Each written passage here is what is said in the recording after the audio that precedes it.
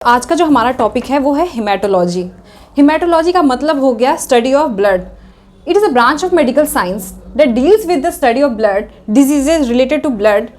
और जो इसमें है वो हमारा ट्रीटमेंट भी आ जाता है, प्रिवेंशन आ जाता है कि क्या क्या प्रिवेंट करना चाहिए जो हमारा जो हेल्दी वो ब्लड सर्कुलेशन रहे, और उसके अलावा क्या मैनेजमेंट हो सकते हैं, ये सब हम आगे फर्दर पढ़ेंगे। पर हिमेटोलॉजी में हम इससे ब्लड के बारे में, ब्लड कैसे फॉर्मेशन कैसे होता है, ब्लड के टाइप्स क्या होते हैं, उसके कंपोनेंट्स क्या क्या होते हैं, तो वो हम जानेंगे। ठीक है, तो ब्लड जो होता है वो दो चीज़ों से बना होता है, प्लाज्मा और कंपोनेंट्स जो होते हैं वो आरबीसी, डब्ल्यूबीसी और प्लेटलेट्स। ये तो जो प्लाज्मा होता है वो सीरम और फिब्रिन से बना होता है। ये जो सीरम और फिब्रिन से बना होता है, इसका जो पीएच होता है वो होता है 7.36 टू 7.45। जो ब्लड का होता है, जो फंक्शन होता है, ब्लड का फंक्शन सबसे जो मेजर फंक्शन होता है वो होता है O2 का सप्लाई। ऑक्सीजन का सप्लाई जो होता है वो ब्लड का मेजर फंक्शन होता है, सारे ऑर्गन्स तक ब्लड का ऑक्सीजन का सप्लाई करना, और जो कभी हार्मोन्स रिलीज हुए वो टारगेट ऑर्गन्स तक पहुंचाना, उसका जो फंक्शन है वो कैरी करना, सारा मिनरल्स हो गया, विटामिन्स हो गया, ये सब कैरी करना हो जाता है। ठीक है, विटामिन्स, मिनरल्स और हार्मोन्स। ठीक है, ये जो हो गया ये सब ब्लड का कैरिंग जो है वो पार्ट हो गया, जो विटामिन्स, मिनरल्स और हार्मोन्स जो होता है वो ब्लड कैरी करता है। ठीक है,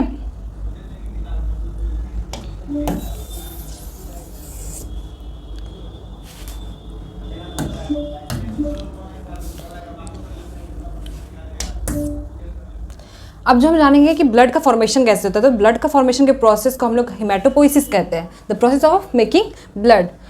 जो हिमेटोपोइसिस है उसको हम कहते हैं, is also called as haemopoiesis, haematogenesis and haemogenesis, जो इसका अलग अलग नाम अलग अलग जगह पे आपको दिखेगा। The first cell given by bone marrow is called pluripotent haematopoietic stem cell. तो जो पहला सेल जो बोन मैरो, जैसे तक इस जानते हैं कि जो ब्लड का फॉर्मेशन होता है वो बोन मैरो से होता है, तो जो बोन मैरो होता है वो जो पहला सेल देता है उसको हम लोग कहते हैं प्लूरोपोटेंट हेमेटोपोइटिक स्टेम सेल। तो जो ये होता है,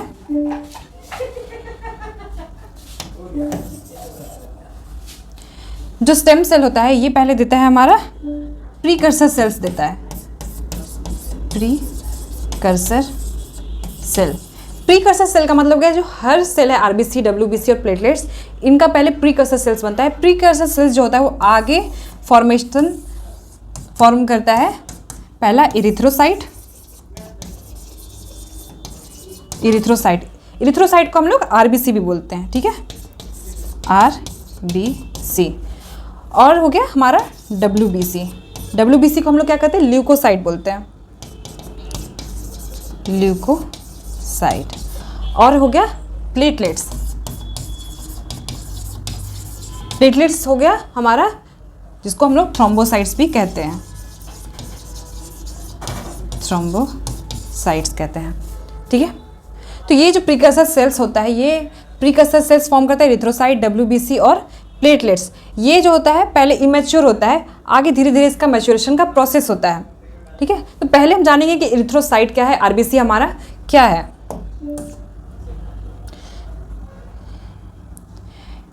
तो जो हमारा आरबीसी है उसका शेप क्या होता है, शेप जो होता है उसका बाइकॉन्केव होता है। वेट,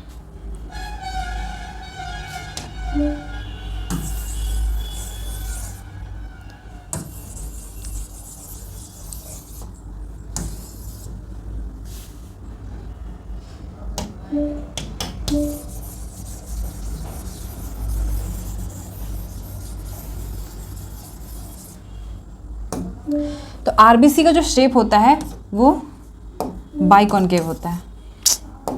अरे यार, जो आरबीसी का शेप होता है वो बाइकॉन्केव शेप होता है, बाइकॉन्केव शेप। ये देख सकते हैं, ये जो शेप है इसका ये बाइकॉन्केव है। बाइकॉन्केव का मतलब है समथिंग गोइंग इनसाइड, ऐसा लगता है कि कुछ अंदर जा रहा है। ठीक है, अंदर ग्रूव जैसा होता है, थोड़ा गड्ढा जैसा होता है। ठीक है, तो जो बाइकॉन्केव शेप होता है, ये बाइकॉन्केव शेप इसका जो होता है आरबीसी को वो हेल्प करता है उसके शेप के वजह से। कोई भी नैरो कैपिलरीज हुआ या कोई भी वे हुआ या फिर स्प्लीन में जाना हो, तो जो इसका ईजिली वो वहाँ से क्रॉस कर सकता है, वो ईजिली कोई भी कैपिलरी से पास कर सकता है, वो अपने आप को कॉन्ट्रैक्ट कर सकता है, वो अपने आप को किसी भी इजली वे में को नैरो वे में अपने आप को ईजिली निकाल सकता है। तो ये बाइकॉन्केव शेप जो होता है वो उसमें मोटिलिटी में हेल्प करता है। तो जो बाइकॉन्केव शेप होता है ये मेंटेन कैसे होता है, तो मेंटेन होता है इसके जो आरबीसी का जो सरफेस होता है, ये आरबीसी का जो ये सरफेस पे प्रोटीन होता है, ग्लाइकोप्रोटीन्स होता है, जैसे कि स्पेक्ट्रिन होता है, एंकाइरिन होता है, और भी प्रोटीन होता है जो इसको हेल्प करता है इसका शेप मेंटेन करने में। तो जो स्पेक्ट्रिन होता है वो इसके सेल वॉल पे, सेल मेम्ब्रेन पे प्रेजेंट होता है, ठीक है। इसका जो नॉर्मल रेंज का था मैं यहाँ पे लिख देती हूँ, स्पेक्ट्रिन एंकाइरिन, ठीक है, ये जो होता है हेल्प करता है आरबीसी के शेप मेंटेन करने में, ठीक है। जो नॉर्मल रेंज होता है आरबीसी का वो होता है 4.5 million to 6 million.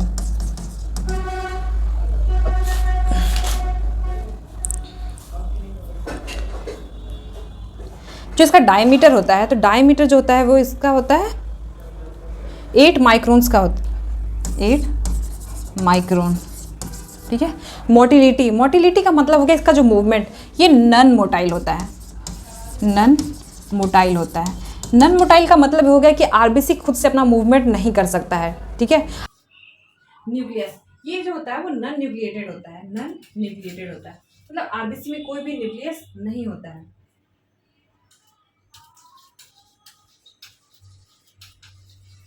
Life span जो होता है आरबीसी का वो 120 डेज होता है, 120 डेज। इसीलिए ये इतनी ज्यादा मात्रा में होता है क्योंकि इसका लाइफ स्पैन बहुत ज्यादा लंबा होता है। स्टोर्ड आरबीसी, जो आरबीसी स्टोर्ड होता है तो उसका जो लाइफ होता है वो सिर्फ 60 डेज का होता है, स्टोर्ड जो होता है। फीटल आरबीसी, जो फीटस होता है माँ के पेट में जब होता है बच्चा, तो उसका जो आरबीसी का वो होता है लाइफ स्पैन, वो होता है 90 डेज का, ठीक है।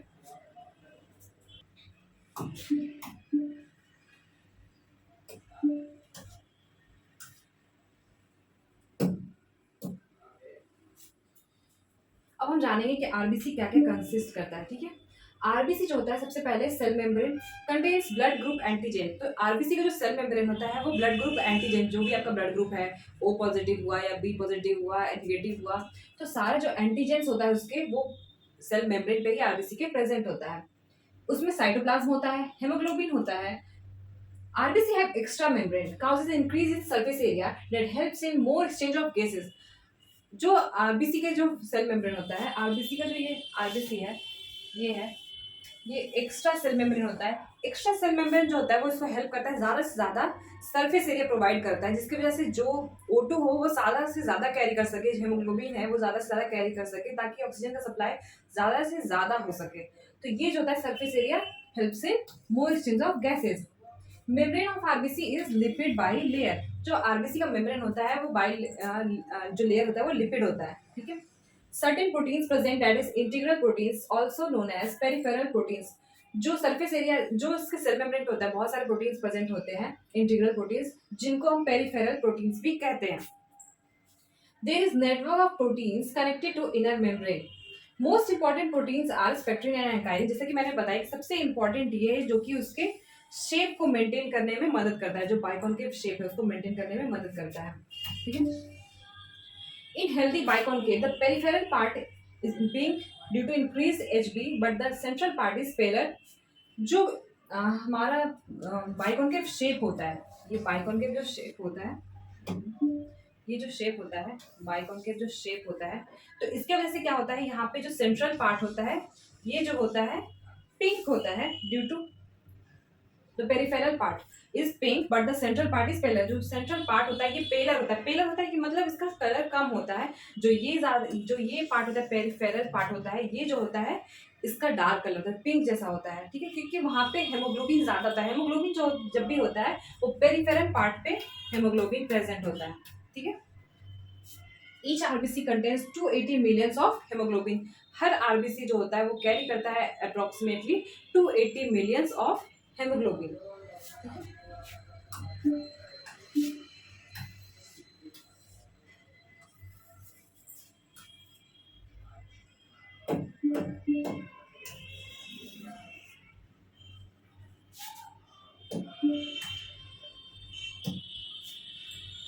आरबीसी क्या क्या कंटेन नहीं करता है, तो आरबीसी में डज नॉट कंटेन न्यूक्लियस। तो आरबीसी में कोई न्यूक्लियस नहीं होता है, जिसके वजह से आरबीसी में कोई भी डिवीजन नहीं होता है, आरबीसी अपने आप को डिवाइड नहीं कर सकता है। राइबोसोम्स राइबोसोम्स नहीं होता है, माइटोकॉन्ड्रिया नहीं होता है, ये अपने आप का अपना खुद से एनर्जी क्रिएट नहीं कर सकता है। इंडोप्लाज्मिक रेटिकुलम, सेंट्रियोल, ये सब चीज़ प्रेजेंट नहीं होता है आरबीसी में। अब हम जानेंगे कि आरबीसी में जो हेमोग्लोबिन होता है उसके बारे में। तो हेमोग्लोबिन जो होता है वो हीम प्लस ग्लोब्यूलिन से बना होता है, ठीक है। इसका जो नॉर्मल रेंज होता है मेल्स में जो होता है वो 14 टू 16 ग्राम पर 100 ml होता है, इन फीमेल्स 12 टू 14 ग्राम पर 100 ml। Pigment proteins, 2 alpha chains pigment और protein provides colour, 2 beta chains. तो जो हेमोग्लोबिन में जो प्रोटीन्स होते हैं वो उसको पिगमेंट देते हैं, पिगमेंट का मतलब कलर प्रोवाइड करते हैं, जो भी उसका कलर होता है, जैसे कि जो रेड कलर होता है हमारा हेमोग्लोबिन, जो कहते हैं कि वो रेड कलर प्रोवाइड करता है हमारे ब्लड को, तो ये कैरी करता है, जिसमें 2 तरह के जो वो प्रोटीन होते हैं, जो अल्फा चेन्स होते हैं, बीटा चेन्स होते हैं, 2 अल्फा चेन्स होते हैं और 2 बीटा चेन्स होते हैं। 1 gram of haemoglobin binds with 1:34 ml of 1.34 ml of O2। तो जो 1 ग्राम ऑफ हेमोग्लोबिन होता है वो 1.34 ml ऑफ O2 कैरी करता है, ठीक है। ये हेमोग्लोबिन के बारे में हम फर्दर जानेंगे आगे, किसका और क्या काम होता है, क्या फंक्शन होता है। अभी हम जानेंगे आरबीसी के बारे में, ठीक है। तो आरबीसी का जो फॉर्मेशन का प्रोसेस होता है उसको हम लोग कहते हैं इरिथ्रोपोइसिस। तो ये क्या हो गया, आरबीसी का फॉर्मेशन का प्रोसेस, फॉर्मेशन ऑफ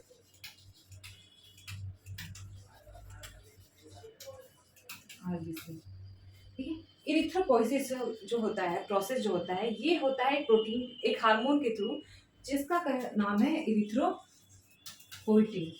इरिथ्रोपोइटिन ये जो हार्मोन होता है ये रिलीज होता है किडनी से, किडनी के जक्स्टाग्लोमेरुलर सेल से रिलीज होता है, जो कि बोन मैरो को स्टिमुलेट करता है आरबीसी के प्रोडक्शन के लिए, ठीक है।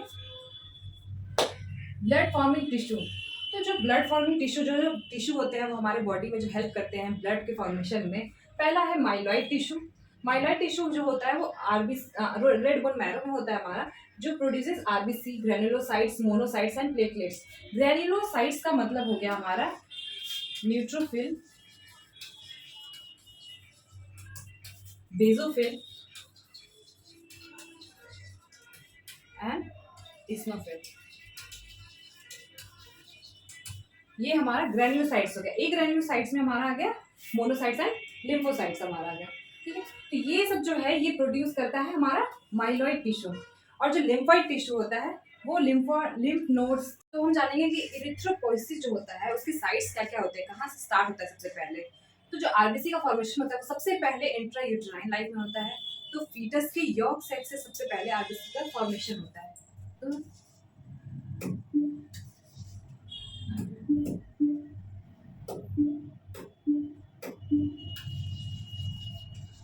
यॉर्क सैक ऑफ फीटस, ठीक है। ये जो होता है वो 3rd वीक में होता है, 3rd वीक में, ठीक है। फर्स्ट ट्राइमेस्टर के 3rd वीक में ये होता है फॉर्मेशन से पहले, ठीक है। सेकेंड ट्राइमेस्टर में जो आता है हमारा वो होता है हिपैटिक स्टेज, हिपैटिक स्टेज आता है। हिपैटिक स्टेज में जो है हमारा आता है कि जो ब्लड का फॉर्मेशन होता है वो स्प्लीन से होता है और लीवर से होता है। स्प्लीन और लीवर जो होता है वो रिस्पॉन्सिबल होता है सेकेंड ट्राइमेस्टर में ब्लड के फॉर्मेशन के लिए, आरबीसी के फॉर्मेशन के लिए। 3rd ट्राइमेस्टर में जो हो गया हमारा माइलॉइड स्टेज, माइलॉइड स्टेज। तो 3rd ट्राइमेस्टर में जो हमारा रिस्पॉन्सिबल होता है वो होता है बोन मैरो, बोन मैरो, ठीक है। आफ्टर बर्थ में 5 साल तक 5 साल तक जो होता है सारे बोन्स, जो बॉडी के सारे बोन्स होते हैं वो हमारा आरबीसी के फॉर्मेशन में हेल्प करते हैं। पर बाय द एज ऑफ 18 और 20 यहाँ तक सिर्फ लॉन्ग बोन्स जो होते हैं वो करते हैं, लॉन्ग बोन्स से कहाँ, प्रॉक्सिमल एंड से, प्रॉक्सिमल एंड्स का मतलब हो गया बॉडी से जो जो डिस्टल पार्ट होता है, ठीक है, जैसे कि ये जो डिस्टल हो गया, ये जो हो गया वो दूर का पार्ट हो गया, ये प्रॉक्सिमल पार्ट हो गया। तो जो बॉडी से क्लोज पार्ट होता है वहां से जो होता है आरबीसी का फॉर्मेशन होता है लॉन्ग बोन्स में। इसके बाद जो होता है वो फ्लैट बोन से होता है, फ्लैट बोन से 18 ईयर्स के बाद जो होता है हमारा फ्लैट बोन्स कर में क्या कौन कौन सा आ गया, स्कैपुला आ गया, रिब्स आ गया, मीडिया स्टर्नम आ गया। तो ये सब जो हमारा फ्लैट बोन्स में आ गया, ये सब जो है बाद में फर्दर लाइफ में हेल्प करता है हमारा आरबीसी के फॉर्मेशन में। कभी ऐसा हुआ कि हाँ ये सब जो है ये फ्लैट बोन्स है, इससे भी ब्लड का फॉर्मेशन नहीं हो रहा है, तो हमारा जो होता है एंटीरियर इलियक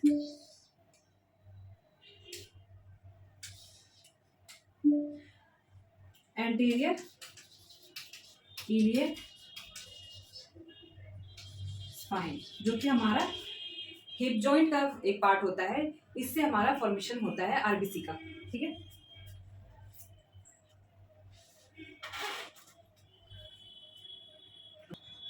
तो अब हम जानेंगे कि stages of development of RBC. RBC के डेवलपमेंट के क्या क्या स्टेजेस होते हैं।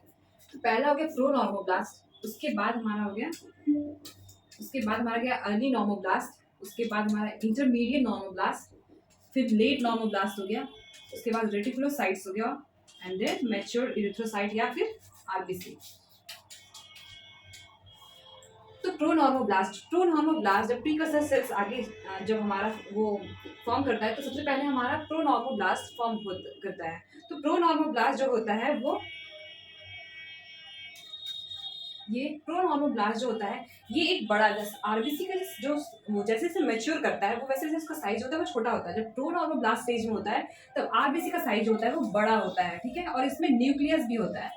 न्यूक्लियस सिर्फ इमेच्योर सेल्स में होता है, जैसे जैसे आरबीसी मैच्योर होता है न्यूक्लियस उससे खत्म हो जाता है। तो प्रोनॉर्मोब्लास्ट में जो होता है आरबीसी बड़ा होता है, ये सेल जो होता है वो बड़ा होता है मैच्योर सेल, इसमें माइटोटिक डिवीजन होता है और उस माइटोसिस होता है, और ये जो होता है इसमें हेमोग्लोबिन प्रेजेंट नहीं होता है। जब आता है अर्ली नॉर्मोब्लास्ट स्टेज में, तो यहाँ पे एचबी का सिंथेसिस स्टार्ट हो जाता है, एचबी सिंथेसिस स्टार्ट्स, यहाँ से स्टार्ट हो जाता है। पर यहाँ पे जो होता है साइज जो होता है उसको थोड़ा सा घटता है, न्यूक्लियस जो होता है वो थोड़ा सा स्मॉल होता है, स्लाइड डिक्रीज इन साइज, ठीक है। इंटरमीडिएट नॉर्मोब्लास्ट, सबसे पहले हेमोग्लोबिन जो अपीयर करता है वो तब अपीयर करता है ब्लड में, इंटरमीडिएट नॉर्मोब्लास्ट में HB appears in blood. Haemoglobin जो होता है ब्लड में, कभी भी क्वेश्चन आएगा इंटरमीडिएट नॉर्मोब्लास्ट जो स्टेज होता है इसी टाइम में अपीयर करता है हेमोग्लोबिन सबसे पहले ब्लड में, ठीक है। लेट नॉर्मोब्लास्ट, जो लेट नॉर्मोब्लास्ट होता है, लेट नॉर्मोब्लास्ट में जो होता है यहाँ से फर्दर डिवाइड नहीं करता है, ये लास्ट स्टेज होता है जब सेल डिवाइड करता है, लास्ट टू डिवाइड, ठीक है। इसके बाद कोई डिवीजन नहीं होता है। इसमें क्या होता है, न्यूक्लियस जो होता है वो खत्म हो जाता है, न्यूक्लियस जो होता है स्मॉल होता है।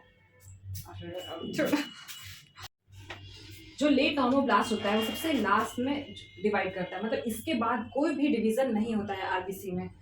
उसके बाद इसमें जो न्यूक्लियस होता है वो स्मॉल हो जाता है, न्यूक्लियस जो होता है स्मॉलर इन शेप, इसमें जो न्यूक्लियस होता है वो छोटा हो जाता है। रेटिकुलोसाइट्स जो होता है ये दोनों फेज में आता है, इसमें जो होता है ये बोन मैरो, ये सारा जो फेज है ये बोन मैरो में होता है।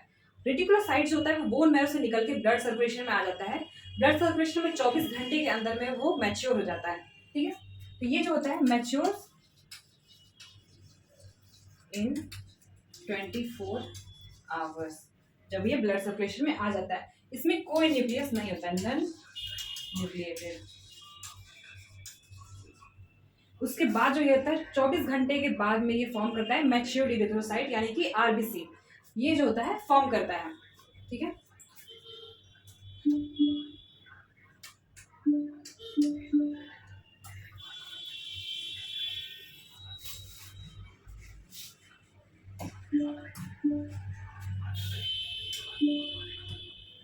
अब हमारा आ गया फैक्टर्स इन्फ्लुएंसिंग इरिथ्रोपोइसिस। तो क्या क्या फैक्टर्स है जो कि इरिथ्रोपोइसिस में मदद करते हैं, हमारे आरबीसी के फॉर्मेशन में हेल्प करते हैं।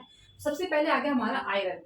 आयरन जो हो गया, आयरन Fe3 में हम इनटेक करते हैं फेरिक स्टेट में, जबकि ये जो होता है हमारा फेरस फॉर्म में ज़रूरी है।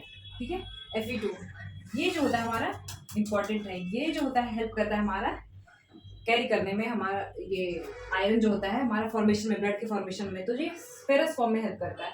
आयरन का अलग अलग सप्लीमेंट है, जो इसका एब्जॉर्प्शन है वो है डियोडेनम में, डियोडेनम में इसका एब्जॉर्प्शन होता है।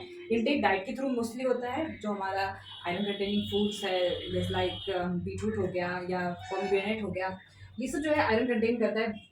उसके बाद हमारा क्या, vitamin B12 and folic acid, तो ये जो होता है हमारा हेल्प करता है मैच्योरेशन में, मैच्योरेशन ऑफ आरबीसी।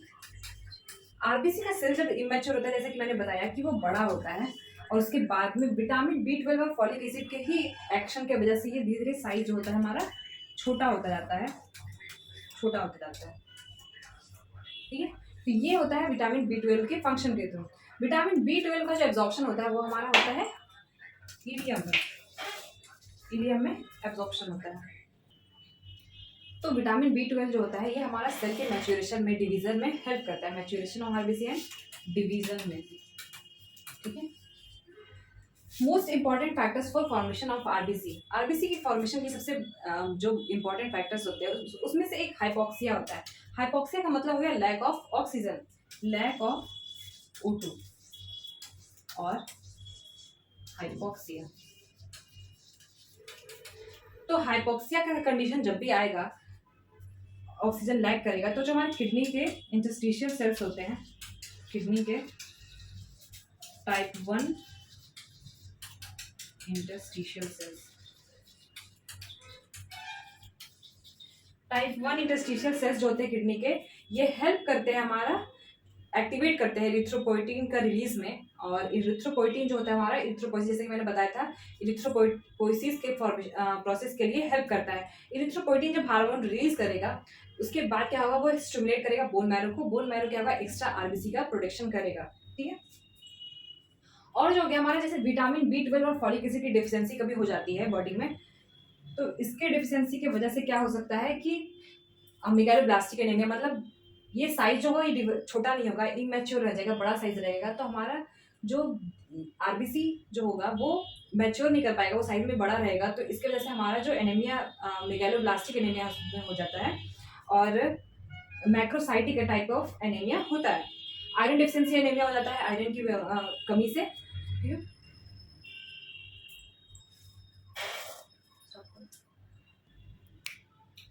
तो जो फैक्टर्स थे उसमें से विटामिन B12 का मैंने बताया कि ये डिवीजन में हेल्प करता है, division and maturation. Vitamin B12 की जब भी बॉडी में डेफिशिएंसी होगी, कुछ लोगों में ऐसा होता है कि विटामिन B12 को जो फैक्टर्स होते हैं जो इसको एब्जॉर्ब करने में हेल्प करते हैं, तो हमारे स्टमक में होता है, स्टमक में इंट्रिंसिक फैक्टर ऑफ कैसल, ये हमारा जो पेराइटल सेल्स होता है, पेराइटल सेल्स जो होता है, पेराइटल सेल्स होता है मेनली जो प्रेजेंट होता है वो कार्डियक रीजन में और फंडस रीजन में प्रेजेंट होता है स्टमक के। ये जो होता है ये फैक्टर रिलीज करता है, जो कि हेल्प करता है विटामिन B12 के एब्जॉर्प्शन में। अगर ये फैक्टर्स एब्सेंट होंगे तो विटामिन B12 का जो होगा हमारे बॉडी में एब्जॉर्प्शन होगा ही नहीं, जो कि फर्दर आरबीसी के डिवीजन में हेल्प नहीं करेगा, जिसके वजह से अलग हेल्थ इश्यूज स्टार्ट होंगे, मेगालोब्लास्टिक एनीमिया हो गया, आरबीसी का साइज बड़ा रहेगा, जो कि फर्दर हेमोलाइटिक एनीमिया भी बन सकता है, ब्लड मैक्रोफेजेस के थ्रू में स्प्लीन में डाई कर सकता है। टेस्टोस्टेरोन एंड एस्ट्रोजन, इसका टेस्टोस्टेरोन एंड एस्ट्रोजन जो होता है ये इरिथ्रोपोइटिन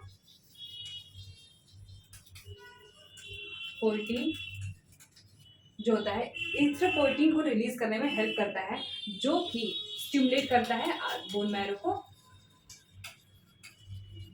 ये जो होता है स्टिमुलेट करता है हमारा, ये प्रमोट करता है आरबीसी के फॉर्मेशन में। ठीक है, जो ये होता है किडनी को पहले स्टिमुलेट करता है, किडनी जो होता है वो रिलीज करता है एरिथ्रोपोइटिन और उसके बाद बोन मैरो का फॉर्मेशन होता है। डिजीज रिलेटेड टू ब्लड, तो ब्लड से रिलेटेड क्या क्या डिजीजेज होते हैं वो हम जानेंगे। एनीमिया होता है, ल्यूकेमिया हो गया, थैलेसीमिया हो गया। ये सब डिजीजेज जो है हमारा ब्लड से रिलेटेड डिजीज है। जब आयरन की डिफिशियंसी हो जाती है या फिर हमारा जो विटामिन B12 की डिफिशियंसी हो जाती है, जो हमारा आरबीसी का जो शेप होता है, तो सर्टेन प्रोटीन्स होते हैं जो हेरिडिटरी कुछ प्रॉब्लम्स होते हैं, इसके वजह से क्या होता है आरबीसी के शेप और साइज में फर्क पड़ता है।